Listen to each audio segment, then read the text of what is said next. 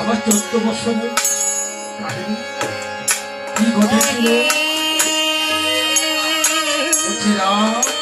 তুমি কাকে নিধন করেছো বলেছিলে?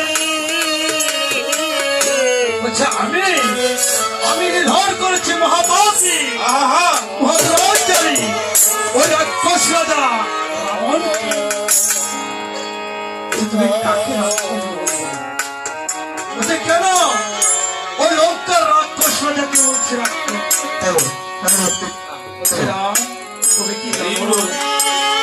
তুমি কি জানো না রাম? সে যে নিষ্ঠবান ব্রাহ্মণ সন্তান।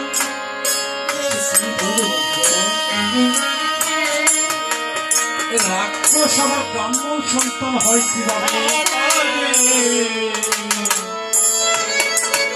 তাহলে শ্রবণ করে বিশ্বশ্রবণের পুত্র ক্লস্তমণির নাতি ব্রহ্মের পুত্র নাম ছিল ক্লস্তমণি।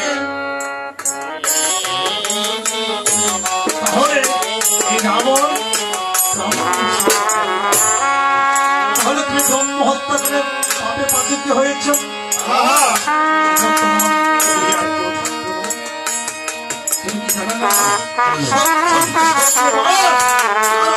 সঙ্গে সর্বনাশ তোমার সঙ্গে থাকলে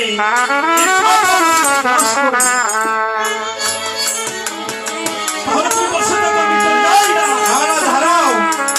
কেন ডেকেছো? আমি তো পাপ করেছি, আমার একটা বিধান দাও,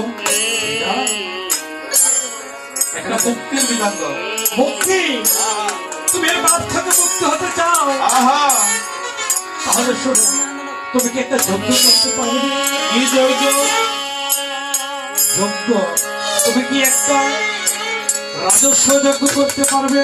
রাজস্ব যজ্ঞের বিধান কি? রাজস্ব যজ্ঞের বিধান হলো স্বর্গ মর্ত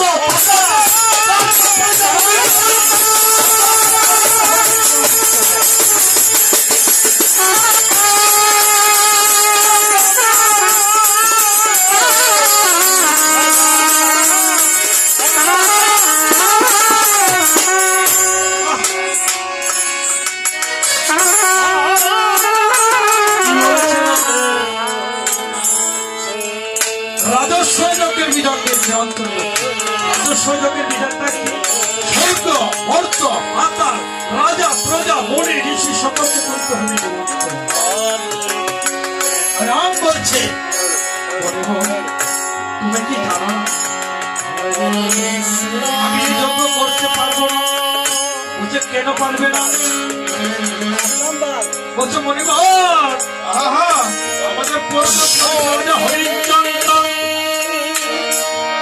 এই যজ্ঞখানা করতে গিয়ে হয়েছিল কি কারণ? আমাদের পূর্বপুরুষ রাজা হরিশ্চন্দ্র এই যজ্ঞখানা করতে গিয়ে সকল কিছু দান করে চন্ডাল